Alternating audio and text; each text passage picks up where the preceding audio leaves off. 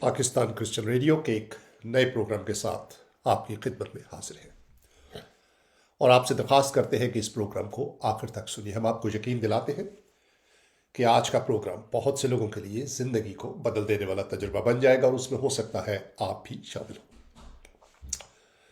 इस टाइटल को आप देख रहे हैं स्क्रीन पर। मैं इसको थोड़ी देर में बोलता भी हूँ, लेकिन आपको ये बताते चले कि रेडियो प्रोग्राम ये जो आप फेसबुक पर देखते हैं, यूट्यूब पर भी देखेंगे अनकरीब, इसका मकसद खुदा के प्यार को आप तक पहुंचाना है, जो हमारे ईमान के मुताबिक वो हम सबसे करता है, आपसे करता है, हमसे करता है, उनसे भी करता है जिनसे हम प्यार नहीं करते। ये उसके प्यार का एक छोटा सा सबूत है कि हम आज का दिन उसने हमें दिया और हम आपसे गुफ्तगू कर रहे हैं, आपसे बातचीत कर रहे हैं और आप इस प्रोग्राम को देख रहे हैं। मेरी आपसे जैसे मैंने पहले कहा, फिर दरख्वास्त है कि आप प्रोग्राम के आखिर तक हमारे साथ रहिए। अगर आप प्रोग्राम के दौरान हमें कॉल करना चाहते हैं तो 001-888-711-4 इस नंबर पे आप हमें कॉल कर सकते हैं। 001-888-711-4 ये स्टूडियो का नंबर है। हम अगले 30-35-40 मिनट तक आपके साथ रहेंगे। हम आपसे दरख्वास्त करते हैं कि आप भी हमारे साथ रहिए। परवेज साहब भी हमारे साथ मौजूद है। परवेज साहब, आपका बहुत शुक्रिया कि आप अपने वक्त का हिस्सा हमें देते हैं। शुक्रिया शम्स भाई, आपकी मेहरबानी है, आप मुझे अपने साथ रखते हैं। जी परवेज साहब, थैंक यू, खुदा की तारीफ हो तमाम कामों के लिए। परवेज साहब, आज का टॉपिक बहुत अहम टॉपिक है और पाकिस्तान क्रिश्चियन रेडियो के प्लेटफॉर्म से जो प्रोग्राम आपकी खिदमत में पेश किए जाते हैं वो बामकसद होते हैं। उनके जो टाइटल्स हैं उनको गैर अहम मत समझिए। आपकी ज़िंदगी के साथ बराह रास्त उनका ताल्लुक होता है। ये प्रोग्राम पैसा कमाने के लिए नहीं है, ये प्रोग्राम शोहरत कमाने के लिए नहीं है, ये प्रोग्राम किसी को इम्प्रेस करने के लिए नहीं है। हम किसी से पैसा लेकर प्रोग्राम नहीं करते। ये प्रोग्राम हम सिर्फ इसलिए करते हैं कि इसकी ज़रूरत है, आज की दुनिया में इसकी ज़रूरत है, हमारे बहनों भाइयों को ज़रूरत है। इसके पीछे जो मकसद है वो हमारी आपसे मोहब्बत है, यानी कि हम आपसे प्यार करते हैं, इसलिए हम इस प्रोग्राम को आपकी खिदमत में पेश करते हैं क्योंकि इसकी ज़रूरत है। और परवेज साहब, इन टॉपिक्स, ये जो प्रोग्राम है, मैं देखता हूँ कि कहीं और सुनने को नहीं मिलते, कोई और करता नहीं। मज़हब की बहुत प्रचार होती है, मज़हब का बहुत ढंढोरा पीटा जाता है, मज़हब के बारे में लोगों को बहुत बताया जाता है, कहा जाता है, लेकिन जो असली जो मसाइल हैं, जो हकीकत में इंसान के मसाइल हैं, हम देखते हैं कि वो उन पर बातचीत नहीं होती।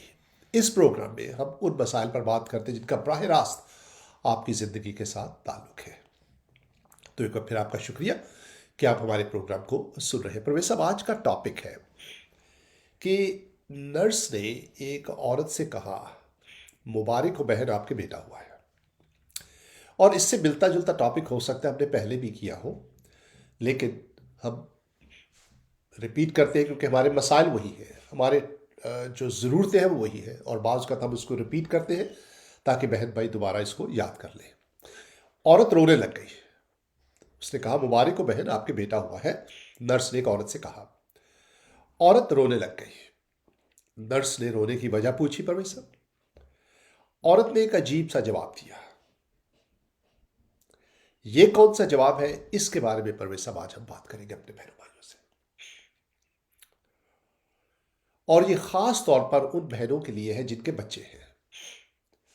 उन बहनों के लिए खास प्रोग्राम है जिनके बच्चे हैं। आज पूरी दुनिया में मसीही लोग जो है वो एक बहुत अहम त्यौहार, एक बहुत अहम वाक़े की याद मना रहे हैं, जिसको ईस्टर के नाम से भी याद किया जाता है, मुख्तलिफ नामों से, मुख्तलिफ ज़ुबानों से याद किया जाता है। आज इस प्रोग्राम का ताल्लुक उसी आज के दिन के साथ है। तो गौर से सुनिएगा। मुबारक को बहन, बेटा हुआ है। नर्स ने एक औरत से पूछा। औरत रोने लग गई। नर्स ने रोने की वजह पूछी। औरत ने एक अजीब सा जवाब दिया। आइए सुनते हैं। بچوں والی بہنوں کے لیے خصوصی پروگرام. پرویز صاحب، اگر آپ کو اور مجھے پتا نہ ہو کہ عورت نے، جب نرس نے عورت سے کہا کہ تمہارے بیٹا ہوا ہے، عورت رونے لگ گئی، کیا وجہ ہو سکتی ہے پرویز صاحب؟ خوشی. What do you think? اور ہو سکتا ہے کہ یہ خوشی کے آنسو نہ ہو تو پھر اور کیا وجہ ہو سکتی ہے رونے کی؟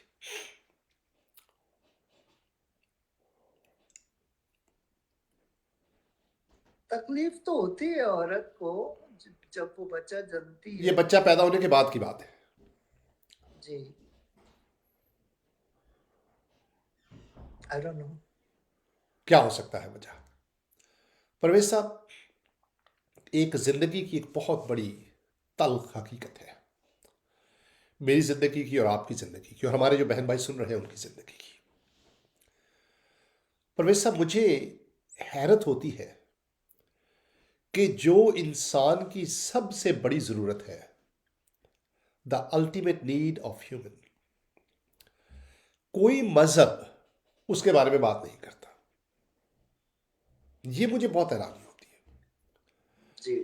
میں نے مذاہب کو دیکھا ہے، بہت ساری باتیں بتائی جاتی ہیں اپنے ماننے والوں کو، کیسے عبادت کرنی ہے، کیسے ہاتھ منہ دھونا ہے، کیسے کپڑے پہننے ہیں، کیسا کھانا کھانا ہے پرویز صاحب. جی. لیکن اور کہاں جانا ہے عبادت کے لیے، کس طرف منہ کر کے عبادت کرنی ہے. اور میں صرف، آپ یہ مت کہیے کہ میں مسلمانوں کے اوپر لگا رہا ہوں، یہ یہودی بھی یہی کرتے، ہندو بھی یہی جی. کرتے، کرسچن بھی کرتے، چرچ میں جانا ہے، ٹھیک ہے. اور میں نہیں یہ کہہ رہا کہ اس میں کوئی مسئلہ ہے، میں یہ نہیں کہہ رہا. میں یہ کہہ رہا ہوں کہ اصل مسئلے کی طرف کوئی نہیں آتا. پروفیسر صاحب، یہ بہت بڑی ٹریجڈی ہے. آپ دیکھیں مسجدوں سے، گرجوں سے، مندروں سے لوگ پتہ نہیں کیا کیا کرتے ہیں جا کر، لیکن ایک عجیب سے گھن چکر بنے ہوئے ہیں لوگ، اور اصلی مسئلے کی طرف نہ وہ آتے ہیں، نہ ان کو کوئی سوچنے دیتا ہے.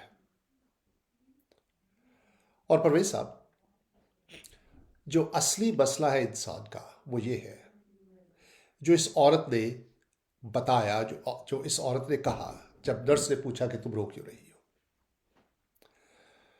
پرویز صاحب، سب سے بڑی ٹریجڈی پتہ ہے کیا ہے ہماری؟ سب سے بڑی ٹریجڈی ہماری یہ ہے پرویز صاحب کہ وہ بچے جن کو دیکھ کر آج ہم خوش ہوتے ہیں، جن کی مبارکباد وصول کرتے ہیں جب بچے پیدا ہوتے ہیں، پرویز صاحب جیسے میری مبارکباد وصول کی تھی جب میری ماں نے، جب میں پیدا ہوا تھا، آپ کی ماں نے آپ کی مبارکباد وصول کی تھی جب آپ پیدا ہوئے تھے نا پرویز صاحب. جی. جو ٹریجڈی مجھے تو بتا، نہیں پتا لیکن جی. لیکن ہاں مطلب کامن سینس یہی کہتی ہے کہ کی ہوگی، رائٹ؟ جی. کامن سینس یہی کہتی ہے، بالکل صحیح کہہ رہے ہیں آپ. وہی بچے جن کی مبارکباد ہماری مائیں قبول کرتی ہیں، خوشیاں منائی جاتی ہیں، مٹھائیاں بانٹی جاتی ہیں، وہی بچے ایک دن موت کے ہاتھوں تکلیف سہ کر آخری سانس سے لے کر اس دنیا سے جاتے ہیں. اور وہ ماں جو بہت خوشی مناتی ہے اپنے بچوں کی، شی از know where to help them. وہ ماں جو اپنے بچوں کے لیے جان دینے کے لیے بھی تیار ہو جاتی ہے، جب اسی کا بچہ اس دنیا سے تکلیف کی حالت میں جا رہا ہوتا ہے، پرویز صاحب وہ کچھ نہیں کر سکتی. She can't do any thing. Most of the time وہ اس دنیا میں خود نہیں ہوتی، اور اگر ہوتی بھی ہے تو اس مقام پر آ کر تو بے کچھ بس ہو کر نہیں جاتی ہے، سکتے. کچھ کر نہیں سکتی. اس عورت نے رونا شروع کر دیا جب نرس نے اس سے رونے مبارکباد دی. اس نے نرس سے کہا کہ بات تو بہت اچھی ہے کہ میرے بیٹا ہوا ہے، لیکن میں اب بھی یاد کرتی ہوں جب میرے والد نے اپنی ماں کو دفنایا تھا،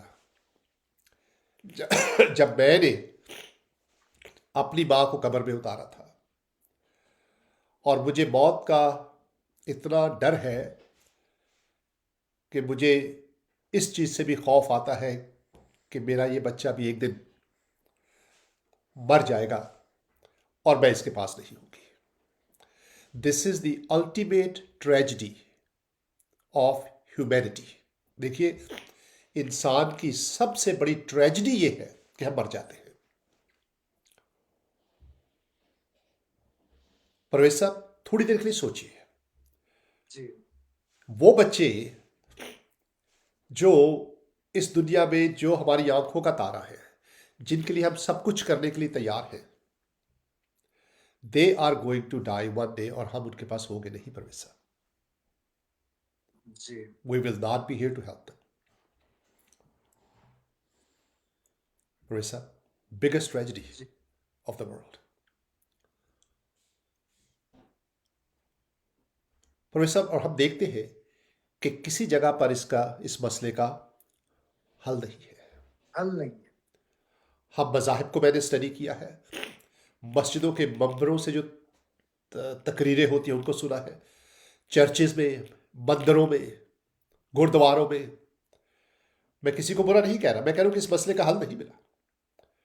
بدھا کو ہم نے دیکھا, ساری عمر وہ تپسیا کرتا رہا, ٹھیک ہے, and at the and he died, مر گیا. مر گیا. نا پرویز صاحب, سارے مرے. سب مر گئے. دس از دا بگیسٹ ٹریجڈی. وہ لوگ جو ہمیں جنت کی خبر دیتے ہیں, ہمیں خود پتہ نہیں کہ وہ کہاں ہے. کیا بات. نہیں سمجھ آئی. ہاں بڑے بڑے نبی آئے ہیں, بہت سے لوگوں کے ماننے والے آئے ہیں, جو مطلب کہ میرے دوست ہیں وہ کہتے ہیں کہ اگر آپ اچھے کام کرتے رہیں گے تو آہستہ آہستہ ایک دن یہ ہمارے ہندوستان سے بھائی کہ ایک دن آپ جو ہے وہ سورگ میں چلے جائیں گے. جی. پر سب کسی کو پتہ, ان کو خود پتہ نہیں ہے کہ وہ کب جائیں گے. ہاں جی. It's a biggest. وہ لوگ جو ہمیں بتاتے ہیں کہ آپ یہ کام کریں تو آپ جنت پہ جائیں گے, ان کو بتانے والوں کو پتہ نہیں کہ وہ کہاں جائیں گے. پروفیسر دیکھیں سیمسن بھائی, آپ کی بات بالکل ٹھیک ہے. جی کچھ لوگ کہتے ہیں کہ جی قبر میں ایسے ایسے ہوتا ہے جی کہ آتے ہیں, ڈنڈے مارتے ہیں, نیچے 100 فٹ نیچے جاتے. قبر میں سے آیا کون ہے جو یہ خبریں دیتا ہے؟ Absolutely right professor. تو اب جو قبر سے ہو کے آیا ہے وہی بتا سکتا ہے نا. That's right. اور یسوع کے علاوہ قبر میں سے اور کوئی ہو کے آیا نہیں. Absolutely right. Absolutely. اور اگر اس نے ہمیں یہ خبریں نہیں دی ہیں تو باقی اگر ایسی خبریں دیتے ہیں تو پھر وہ خبریں لاتے کہاں سے؟ جی that's right. That's دیکھیں right. نا, میں ابھی نیو یارک گیا تھا. اس سے پہلے میں نیو یارک نہیں گیا تھا, تو مجھے لوگ کہتے جی آپ پہلی بار گئے پروفیسر صاحب نیو یارک؟ پہلی بار گیا. آپ امریکہ کتنے سالوں سے رہ رہے ہیں؟ تقریباً 30 سال ہو گئے. ہاں جی. اور واو پہلی بار, میں بھی ایک بار 80s میں گیا تھا میں, لیکن 1 گھنٹے میں واپس آ گیا تھا. میں بھی ایک بار میں نے نیو یارک کے رات کے وقت نیو یارک سے ڈرائیو کر کے آیا تھا, بس اتنا مجھے پتا ہے, ایک ہائی وے لے کر میں آیا تھا. That's it. اچھا واہ. بہرحال مجھے اب پتا ہے کہ نیو یارک جو ہے وہ اس کی کیا خوبصورتی ہے, لیکن جب تک آدمی وہاں سے ہو کے نہیں آتا جی تو انفارمیشن کیسے لے کے آئے؟ ایگزیکٹلی. اب اگر کوئی آدمی کہے جی وہ اس کو فرشتے نے آ کے کہا ہے, تو بھائی وہ تو آدمی ڈرامے بازی تو میں بھی کر سکتا ہوں کہ جی مجھے فرشتے نے کہا ہے, مجھے کسی نے یہ بتایا. جی ہاں پرویز صاحب, اس کو نا ہاں جی, ایک بائبل میں ایک بڑی خوبصورت ایک بات ہے, بڑی مزے کی بات بھی ہے. ایک خدا کے بہت بڑے نبی گزرے ہیں, بہت بڑے بندے گزرے ہیں خدا کے, ان کا نام تھا دانیال. ٹھیک ہے, وہ نبوت بھی انہوں نے کی. تو ایک وقت میں وہ غلامی کی حالت میں, جو اس وقت فارس یہ جو کا علاقہ تھا سارا یہاں پر تھے, اور وہ وہاں بادشاہ کے پاس ان کے خاص مشیر تھے وہ, ٹھیک ہے, اور بادشاہ بہت عزت کرتا تھا ان کی. ایک دن بادشاہ کو ایک خواب آیا اور وہ بڑا پریشان ہو گیا اس خواب سے. اس نے اپنے تمام بڑے بڑے جو دانش مند لوگ تھے ان کو بلایا اور ان سے کہا کہ مجھے خواب آیا ہے، مجھے اس کی تعبیر بتاؤ۔ ہاں انہوں نے کہا کہ بادشاہ سلامت، آپ ہمیں خواب بتائے تو ہم آپ کی تعبیر بتا دیں گے اس کی۔ ہاں تو پتہ کیا بولتا ہے ان کو؟ بادشاہ نے کہا کہ اگر یہ ڈرامے بازیاں میرے سامنے مت کرو، پہلے مجھے یہ بتاؤ کہ میں نے خواب کیا دیکھا تھا، ایگزیکٹلی پھر ہی تم تعبیر بتا سکتے ہو۔ ایگزیکٹلی ڈرامے بازیاں مت کرو۔ بادشاہ کہتا ہے اب کہ تم ڈرامے بازیاں، تم ڈرامے باز ہو، تم پیسے لیتے رہتے ہو مجھ سے، کام شام کرتے نہیں ہو تم، اور تم اگر میں نے تمہیں خواب بتا دیا تو تم کہو گے بھی اگلے 50 سال میں یہ ہونے والا ہے، ٹھیک ہے؟ 50 سال میں نہ میں رہوں گا نہ تم، ہمیں کیا پتا کہ تم صحیح کہہ رہے ہو کہ نہیں۔ تو بادشاہ کہتے ہیں کہ اگر تم اتنے ہی اچھے دانش مند ہو تو خواب بھی تم بتاؤ خواب اور پہلے پھر خواب اس کی بتاؤ کہ تعبیر میں نے بتاؤ تو میں پھر جانوں گا کہ واقعہ ہی تم پہنچے ہوئے ہو۔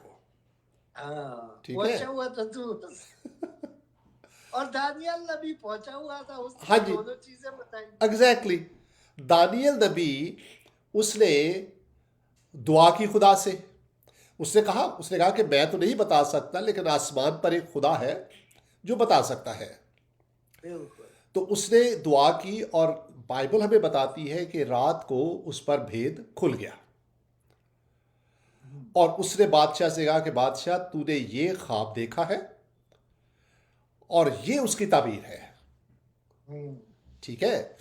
تو میرا کہنے کا مقصد یہ ہے پرویز صاحب کہ قبر میں ڈنڈے پڑتے ہیں یا حساب ہوتا ہے، ٹھیک ہے؟ اب جو کچھ بھی آپ کہیں گے، نہیں سمجھے آپ کو میری بات؟ جی، ہے نا، وہ کہتے ہیں کہ تم قبر سے ڈرامے باز ہو، کے آؤ تو، ٹھیک ہے؟ ہمیں کیا پتا کیا ہوتا ہے کہ نہیں ہوتا، ٹھیک ہے؟ قبر سے ہو کے آؤ پھر بتانا۔ آپ قبر سے ہو کر تم واپس آؤ تو پھر میں مانوں گا تم سے ہاں، کہ بھی قبر کے بعد کیا ہوتا ہے، تمہیں تو ڈرامہ بازی ہے، ورنہ تو ڈرامے بازی ہے۔ اور آج کل بھی پرویز صاحب میں آپ کو بتاؤں، لوگ ڈرامے بازی سے اتنے پیسے بنا رہے میں آپ کو بتا نہیں سکتا۔ ڈرامے کر کر کے لوگوں نے ستیہ ناش کیا ہوا لوگوں کا، ٹھیک ہے؟ اب میرے پاس ایک کتاب ہے، موت کا منظر، مرنے کے بعد کیا ہوگا، پاکستان سے خریدی تھی میں نے، ٹھیک ہے؟ ہاں جی، اب وہ کتنی کاپیاں، کتنی جلدیں اس کی کئی سالوں سے، دہائیوں سے بک رہی ہے، ٹھیک ہے؟ جی، اور یہ اس نے لکھا ہے جو کبھی گیا نہیں وہاں پر، ہاں جی، ہے نا؟ قبر میں گیا کوئی نہیں لیکن بتا رہا ہے کہ قبر میں کیا ہوگا، ہاں، مرنے کے بعد کبھی مر کے واپس نہیں آیا لیکن یہ ہمیں بتا رہا ہے کہ مرنے کے بعد کیا ہوگا۔ طارق جمیل، مولانا طارق جمیل تو بتاتا ہے کہ بھائی حوریں ہوں گی، گوریاں ہوں ہاں گی، جی، ان کی ٹانگیں اتنی خوبصورت ہوں گی، جی، اور ایک آدمی کو اتنی اتنی ملیں گی۔ تو یہ سارے، یہ کہاں سے ان کو انفارمیشن ٹھرکی، ملتی ہے کہ جو ٹھرکی یہ لوگ ہیں کہاں سے پرویز لے صاحب، کے آتے ہیں؟ جی، جو ٹھرکی ہے وہ لگے گی ان کے پیچھے، اور یہ بھی ان کو پتا ہے کہ لوگ ٹھرکی ہے، ٹھیک ہے؟ ٹرکی میں، ان کو پتا ہے کہ ٹھرکی ہے، واو، اور یہ جو ہے یہ کام چلے گا، ٹھرکیوں کو ٹھرکیوں والی باتیں بتائیں تو وہ مان جائیں گے، خوش ہو جائیں گے، آپ کو پیسے دیں گے پرویز صاحب۔ کیا بات ہے! تو وہ جو چیز ان کو پتا ہے لوگوں کو چاہیے، تھیلے میں سے وہی چیز نکال لیتے ہیں، ہاں، سمجھے میری بات آپ کو؟ تو ہاں، کوئی جو ہے، میرا کہنے کا مقصد ہے کہ یہ بہت بڑی ٹریجڈی ہے پرویز صاحب۔ ہمارے وہ بچے، پرویز صاحب can you believe that they will dye tomorrow, ان کو کوئی قبر میں اتار رہا ہوگا، سوچئے، دل دہل جاتا ہے پرویز صاحب۔ امیجن فار اے سیکنڈ، جن بچوں کے لیے ہم جان دینے کے لیے تیار ہو جاتے ہیں، کل ان کو کوئی قبر میں اتار رہا ہوگا۔ پرویز صاحب جسٹ رونگٹے کھڑے ہو جاتے ہیں۔ آپ کو آواز آ رہی پرویز صاحب؟ جی جی، آواز آ رہی۔ اوکے، میرا کہنے کا مقصد یہ ہے کہ ہم دیکھتے ہیں کہ اتنا بڑا مسئلہ انسان کا، اتنا بڑا مسئلہ پرویز صاحب، اور اس کا کوئی جواب نہیں ہے، ٹھیک ہے؟ اس کا کوئی جواب ہے، ہاں، نہیں، میرا مطلب ہے کہ وہ لوگ جو ہے جو ہمیں بتاتے ہیں ساری باتیں، ان کے پاس اس کا کوئی جواب نہیں ہے، وہ چھپا رہے ہیں ہم سے۔ ایگزیکٹلی، میں اس کا گواہ ہوں، جی، صحیح، میں گواہ ہوں اس کا۔ صحیح۔ اور پرویز صاحب، اس ساری ساری دنیا میں جہاں یہ ہم سب کا مسئلہ ہے، ٹھیک ہے، جہاں یہ ہم سب کا مسئلہ، یہ ٹھہریے،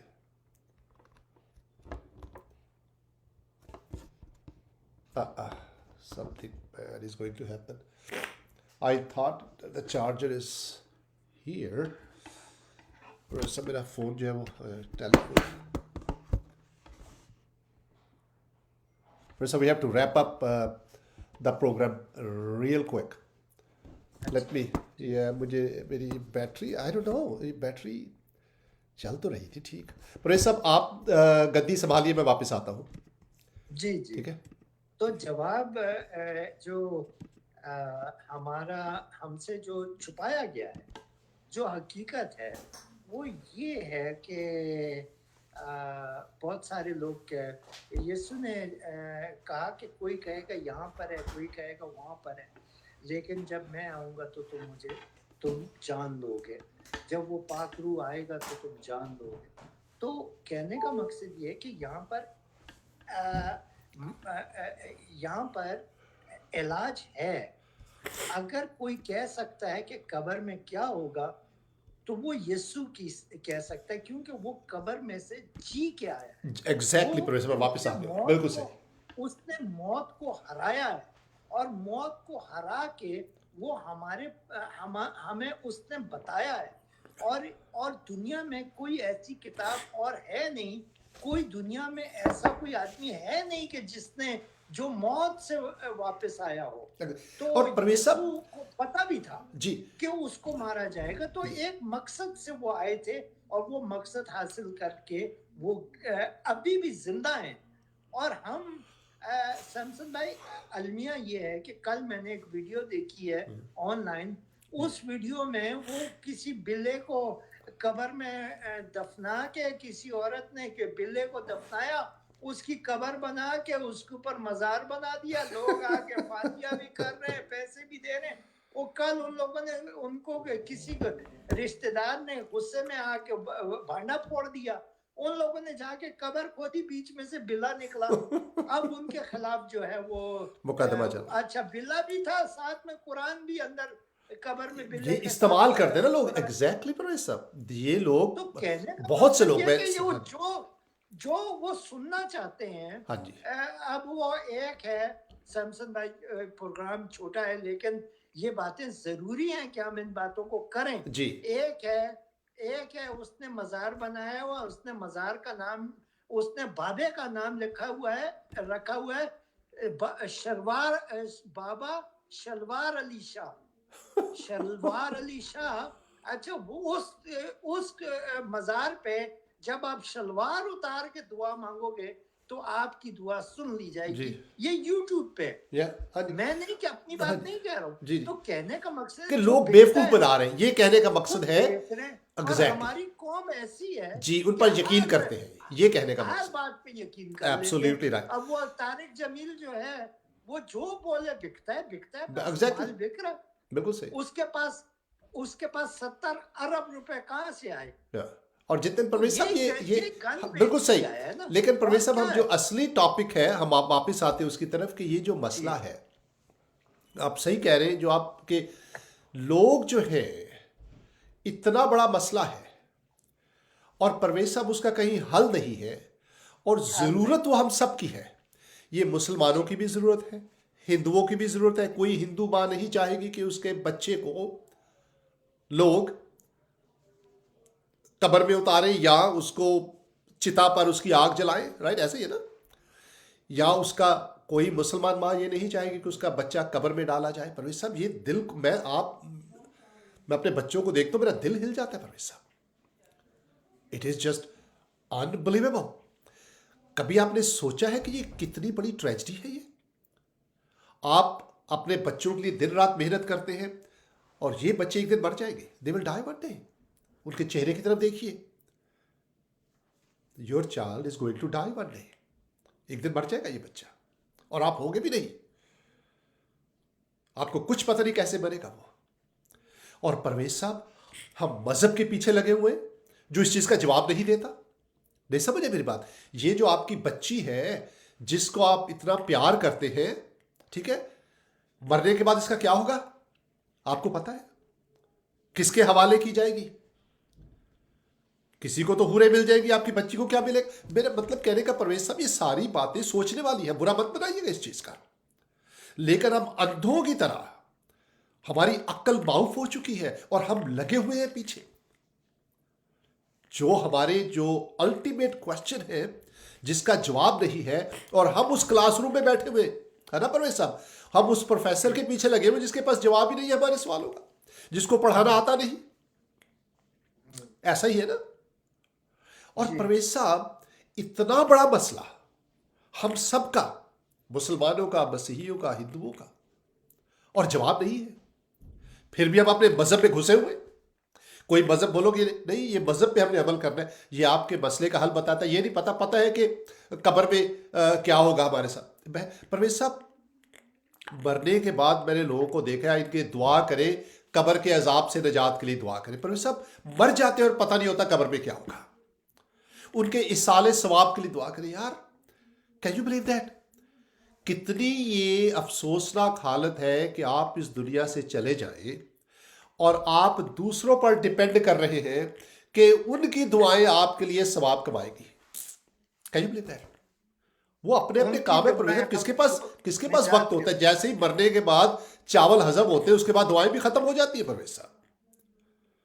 اور اس سچویشن میں ایک ہستی ہے جو ہمیں آ کر کہتی ہے کہ میں خواب بھی بتاؤں گا اور اس کی تعبیر بھی بتاؤں گا. یعنی کہ وہ ثابت کرتا ہے کہ یہ واقعی درست ہے، میں مروں گا بھی اور وہاں سے ہو کر واپس آؤں گا، تاکہ تمہیں پتہ لگ جائے کہ تم موت کا تمہارے اوپر اختیار نہیں ہے، تم ہمیشہ زندہ رہو گے. میں قبر میں جاؤں گا اور قبر سے واپس آ جاؤں گا. یعنی میں زندگی ہوں، مجھے موت نہیں آ سکتی، اور جب تم مجھ پر یقین رکھتے ہو تو تمہیں بھی میں موت سے نجات موت دے کر نہیں آئے گی، ہمیشہ کی زندگی دوں گا. ہمیشہ کے لیے جیو گے، ہے نا؟ اور اگر پرویز صاحب مرنے کوئی کے بعد ہستی، بھی جیو گے. جی اگر کوئی ہستی آ کر ہمیں یہ کہتی ہے تو کیا ہمارا فرض نہیں ہے کہ ہم اس کی بات سنیں؟ دیکھیے آپ کہہ سکتے یہ کیسے ہو سکتا ہے، نہیں ٹھیک ہے مانا کہ سمجھ میں نہیں آتی بات، لیکن اگر ایک ہستی نے آ کر یہ کہا ہے تو اس کی بات تو سننی چاہیے نا پرویز صاحب. جی ہے نا؟ یا تو کوئی اور ہستی آپ کو بتا رہی ہو.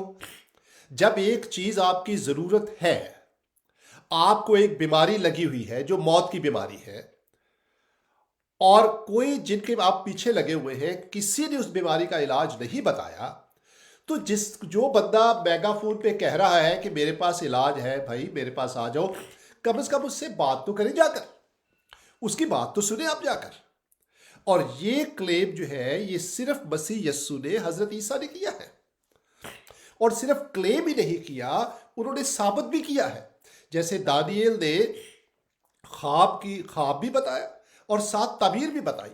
مسیح یسوع نے صرف کہا ہی نہیں بلکہ قبر کے اس پار سے ہو کر بھی واپس آئے. تو کم از ان کی بات تو سن لیں آپ، ارے بات تو سن لیں بھائی ان کے پیچھے تو آ کر دیکھیں. میں اپنے مسلمان بہنوں بھائیوں سے، ہندو بہن بھائیوں سے، اور جو نامنل، جو نام کے صرف مسیحی ہیں، ان سے بھی بات کرتا ہوں کہ آپ مسیح کے پیچھے آ کر ان سے بات کر کے تو دیکھیں، ان کا تجربہ تو اپنی زندگی میں کر کے دیکھیں. جس نے اتنا بڑا دعویٰ کیا ہے پرویز صاحب، اور دعویٰ کیا ہی نہیں بلکہ وہ کر کے بھی دکھایا ہے، زندہ آسمان پر گئے ہیں، ٹھیک ہے، کم از کم ان کی بات تو سن لیں آپ. اور یہ ہمارا میسج ہے آج تمام لوگوں کے لیے. دیکھیے موت جو ہے وہ ہم سب کی دشمن ہے، بہت بڑی ٹریجڈی ہے اور ہم سب کی دشمن ہے. لیکن ایک ہستی ہے جس نے موت پر فتح پائی ہے، وہ قبر کے اندر جا کر واپس آیا ہے زندہ ہو کر، اور وہ حضرت عیسیٰ ہے، مسیح یسوع ہے. ہم میں سے بہت سے لوگ کہتے ہیں کہ وہ صلیب پر نہیں مرے تھے. مسلمان بہن بھائی کوئی بات نہیں، زندہ تو گئے نا اوپر، موت کا اختیار تو نہیں رہا نا ان کے اوپر، ایدر وے، ون وے اور دی ادر. خود ہی کہتے ہیں زندہ ہے، ہاں پھر جی، زندہ یعنی کہ موت نے ان کے اوپر ہاتھ نہیں ڈالا. پرویز صاحب اب ایک بڑا اہم سوال پیدا ہوتا ہے کہ موت نے حضرت عیسیٰ کے اوپر کیوں نہیں ہاتھ ڈالا پرویز صاحب؟ ہے نا، سوچنے کی بات ہے. پرویز صاحب ایک پاکستان میں ایک زمانے میں پرانا کلاسک پروگرام ہے، آپ جو نئے ہیں لوگ ان کو نہیں یاد، ہمارے جب ہم پاکستان میں رہا کرتے تھے اس وقت ایک پروگرام آیا کرتا تھا، اندھیرا اجالا. یہ عرفان کھوسٹ اس کا مین کردار تھے. یہ پولیس تھانے کے ارد گرد یہ پروگرام گھومتا تھا. پولیس کو جو مسئلے ہوتے ہیں، پولیس کی جو کہانیاں ہوتی ہیں، تھانوں میں کیا کیا ہوتا ہے، اس کے اوپر یہ ٹاپک تھا اس پروگرام کا. اور ایک بار ایک قتل ہو جاتا ہے. ان کو خبر ملتی ہے کہ وہاں جی ایک لاش پڑی ہوئی ہے. یہ اپنی پارٹی کو بھیجتے وہاں پر. تو کیا کرتے ہیں، میرا خیال ہے کہ ایسا ہلکا سا میرے ذہن میں کچھ شاید مس کر رہا ہوں میں، لیکن جو مین تھیم یہ تھا پرویز صاحب، وہ ناپتے ہیں انچی ٹیپ سے اور لاش کو تھوڑا دوسری طرف کھسکا دیتے ہیں اور کہتے ہیں کہ جی ہم اس لاش کو نہیں اٹھا سکتے، یہ ہمارے تھانے کی حد میں نہیں آتی. وہ دوسرے تھانے کی حد میں ڈال دیتے اس کو اپنی جان چھڑانے کے لیے. نہیں سمجھے آپ کو میری بات؟ اچھا، یہ تو ایک مزاحیہ پروگرام تھا وہ. لیکن حقیقت یہ ہے پرویز صاحب، دیکھیے جب کوئی جرم ہوتا ہے نا پرویز صاحب، وہ دیکھنا پڑتا ہے کہ یہ کون سے تھانے کی یا کون سی عدالت کی جیورسڈکشن میں ہے نا. جی ابھی پوٹن جو ہے اس کے اوپر انہوں نے کہا ہے جی اس کو گرفتار کر لیا جائے گا، انٹرنیشنل عدالت نے اس کو، وہ کہتے ہیں جی ہم اس کو مانتے نہیں، اس عدالت کو مانتے، ہم اس کی جیورسڈکشن میں نہیں ہے نا، تو اس لیے اس کا حکم ہمارے لیے کوئی اہمیت نہیں رکھتا. جب آپ کے اوپر کسی کی جیورسڈکشن ہوتی ہے، کہ دیکھیں نا پرویز صاحب، اگر آپ پاکستان میں ہیں، پاکستانی ہیں، تو امریکی گورنمنٹ آپ سے نہیں پوچھ سکتی کہ آپ نے ٹیکس کیوں نہیں ادا کیا، ہے نا، آپ ان کی جیورسڈکشن میں نہیں. ٹھیک ہے نا. پرویز صاحب تھوڑی دیر کے لیے گئے ہیں، میرا خیال ہے ان کا فون آ جاتا ہے، واپس آتے ہیں. لیکن میرا کہنے کا مقصد یہ ہے، حضرت عیسیٰ کے اوپر موت نے کیوں نہیں قبضہ کیا پرویز صاحب؟ اس کی وجہ یہ ہے، ایک بڑا اہم سوال پوچھنا پڑے گا کہ موت دراصل آتی کیوں ہے نا پرویز صاحب؟ موت دراصل آتی کیوں ہے؟ اس کا جواب اگر آپ کو سمجھ آ جائے تو پھر آپ کو باقی باتیں بھی سمجھ میں آ جائیں گی. موت اس لیے آتی ہے جب خدا نے ہمیں بنایا، یہ مسلمان بھی بلیو کرتے ہیں اور ہم بھی بلیو کرتے ہیں، یہ جب خدا نے ہمیں بنایا تو اس نے اس لیے نہیں بنایا کہ ہم مر جائیں. خدا نہیں چاہتا ہمارے بچے مرے، خدا نہیں چاہتا کہ ہم مرے، اس نے ہمیں ہمیشہ زندہ رہنے کے لیے بنایا. لیکن کیا ہوا، بائبل ہمیں بتاتی ہے انسان نے گناہ کر لیا اور خدا نے کہا تھا جس دن تو گناہ کرے گا اس دن تو مر جائے گا. ٹھیک ہے، تو موت جو ہے وہ گناہ کا نتیجہ ہے جو حضرت آدم سے ہم سب میں سرایت کر رہا ہے. مختلف علماء نے، جو دانشور لوگ ہیں، انہوں نے اسی چیز کو ڈسکس کیا. علامہ اقبال نے کہا ہے، ٹھیک ہے، کہ گناہ تو حضرت آدم نے کیا اور اس کی صاحب بھگت رہے ہیں. دوسرے شعراء نے بھی، اس جو عالم ہوتے ہیں، جو سوچتے ہیں، وہ ایسی بات پوچھتے ہیں. حضرت آدم کے گناہ کی وجہ سے ان کے بیٹے بھی جنت سے باہر اور ہم بھی، اور پھر وہ آہستہ آہستہ ہمارے جسم جو ہے وہ کمزور ہوتے ہوتے جب خدا سے دور ہو گئے، مرتے مرتے ہم مر جاتے. موت جو ہے وہ گناہ کا نتیجہ ہے. اب پرویز صاحب، جب حضرت عیسیٰ جسمانی طور پر مر گئے، صلیب کے اوپر جان دی انہوں نے تکلیف سہ کر، جب یہ موت کے پاس پہنچے تو موت کا کن کے اوپر قبضہ ہے؟ موت کا ان کے اوپر قبضہ ہے جس نے گناہ کیا ہوا ہے نا پرویز صاحب؟ جب حضرت عیسیٰ مرنے کے بعد جسمانی طور پر، تو قبر نے کہا، میں یہ بات بنا کے کر رہا ہوں، قبر نے کہا، موت نے کہا یہ تو میری جیورسڈکشن ہی نہیں ہے، یہ تو میرے تھانے کی حدود سے باہر ہے، اس کے اوپر تو میرا کوئی حق ہی نہیں ہے. موت نے کہا کہ میرا حق ان لوگوں کے اوپر ہے جو گنہگار ہیں. یہ تو پاکیزہ بیٹا ہے، قرآن شریف بھی اس کی گواہی دیتا ہے، بائبل بھی اس کی گواہی دیتی ہے کہ یہ تو بے گناہ ہے، اس کے اوپر میرا اختیار نہیں ہے، یہ موت نے کہا. اور موت نے حضرت عیسیٰ موت کے اوپر فتح پا کر ہی کیم بیک، کیونکہ موت کا اختیار نہیں ہے ان کے اوپر. موت کا اختیار صرف ان کے اوپر ہوتا ہے جو گنہگار ہوتے ہیں. لیکن ہماری خاطر انہوں نے تکلیفیں سہ کر، موت کا مزہ چکھ کر and then he came back because this is not my jurisdiction, میرے تھانے کی حدود میں نہیں ہے یہ بندہ, اس کے اوپر میرا حق نہیں ہے بھائی. موت نے بھی ان کو کہا میں you can go, I have no power over you. لیکن ہمارے گناہوں کی خاطر تکلیف برداشت کر کے موت کا مزہ چکھ کر وہ ہمارے گناہوں کی قیمت چکاتے ہیں تاکہ ہم بھی اب اس گناہ کی سزا سے بچ کر ان کی طرح ہمیشہ کی زندگی حاصل کر لیں. اسی لیے ہم یہ یقین رکھتے ہیں کہ ایز اے کرسچن جب ہم اس دنیا سے چلے بھی جاتے ہیں we are going to leave for ever. صرف یہ ایک امید ہے ہمارے پاس, اور اس کا ثبوت یہ صرف فرضی کہانیاں نہیں ہے, بلکہ ثبوت اس کا یہ ہے کہ وہ ہستی جو دعویٰ کرتی ہے, جو کہتی ہے, وہ اس نے ثابت کر کے دکھایا ہے. یہ فرق ہے. دوسرے لوگوں نے صرف منہ زبانی باتیں کی ہے, حضرت عیسیٰ نے کر کے دکھایا ہے. انہوں نے کہا کہ تم ہمیشہ زندہ رہو گے, انہوں نے کر کے بھی دکھایا. دیکھو موت کا میرے اوپر کوئی اختیار نہیں ہے, میرے پاس آؤ گے تم موت کے اوپر فتح پاؤ گے, یو ول لیو آلویز. تو یہ ہے میسج جو بچوں والی وہ بہنیں جن کے بچے ہیں, جن کے بچے ہونے والے ہیں, ان ماؤں کے لیے جن کے بچے ہیں, خوشخبری ہے یہ, خوشی کی خبر ہے کہ آپ کے بچے ہمیشہ زندہ رہ سکتے ہیں اگر آپ مسیح یسوع پر حضرت عیسیٰ کے اس کفارے پر یقین کر لیں جو انہوں نے صلیب پر دیا ہے آپ کے لیے. یہ ہمارا میسج ہے پرویز صاحب, اور میں سمجھتا ہوں کہ یہ میسج ایسا اچھا میسج ہے, اس سے بڑی خوشی کی کوئی خبر ہو نہیں سکتی. آنسو بہانے والی ماؤں کہ آنسو پوچھنے والا, اس سے بہتر کوئی میسج ہو نہیں سکتا کہ حضرت عیسیٰ آپ کے بچوں کو موت سے نجات دینے کے لیے آئے ہیں. آپ کے بچے جب ان پر یقین کر لیں گے تو ہمیشہ زندہ رہیں گے. دس از the message that needs to be preached every where. یہ وہ میسج ہے جس کی ہر جگہ پریچنگ کی ضرورت ہے. پرویز صاحب آپ کی ضرورت ہے. اگر آپ نے کسی اور نے نہیں کہا, جس نے کہا ہے کم از کم اس کی بات تو سن لیں, اس کے پیچھے تو آئے, دیکھیں وہ کیا کرتا ہے. ہماری آپ سے درخواست ہے کہ آج آپ مسلمان ہیں یا ہندو ہیں, آپ مسیح یسوع کو ان کے پیچھے آئے, ان کے اس کفارے کو قبول کریں جو انہوں نے آپ کے لیے دیا ہے صلیب کے اوپر, تاکہ آپ اور آپ کے بچے ہمیشہ کی زندگی کے وارث ہوں. کیونکہ یہی ان کے آنے کا مقصد. انہوں نے کہا میں اس لیے آیا ہوں کہ تم زندگی پاؤ اور کثرت سے پاؤ. ان کو پتا تھا کہ موت حقیقت میں انسانوں کی دشمن ہے, اس لیے وہ زندگی دینے کے لیے آئے. پہلے سے انہوں نے کہہ دیا تھا میں زندگی دینے کے لیے آیا ہوں. انہوں نے یہ نہیں کہا میں مذہب دینے کے لیے آیا ہوں, انہوں نے کہا میں زندگی دینے کے لیے آیا ہوں. یہ نہیں کہ بعد میں انہوں نے کوئی سٹوری چینج کی, شروع سے ہی انہوں نے یہ کہا اور پھر ثابت کر کے دکھایا موت کے اوپر فتح پا کر. اس لیے آج بھی ان کی قبر خالی ہے کیونکہ وہ زندہ ہے, موت کے اوپر فتح پا لی ہے.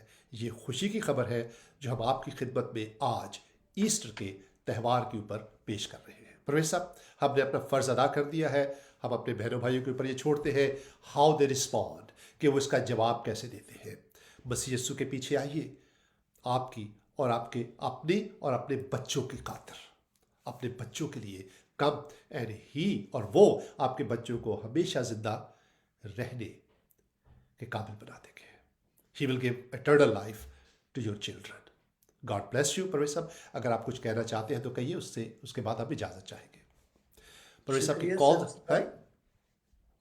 آپ نے بہت خوبصورت میسج دیا. یہ خوشخبری ہے سب پورے ہر سننے والے کے لیے, اور مبارک ہے وہ جو مسیح پہ ایمان لائے گا, کیونکہ زندگی کا اختیار یسوع مسیح کے پاس علاوہ اور کسی کے پاس. Absolutely right, absolutely. اور بہنوں بھائیوں آپ کا شکریہ کہ آپ نے پروگرام کو سنا. اگلے ہفتے آپ سے ملاقات ہوگی اگر خدا کی بھی یہی مرضی ہوئی.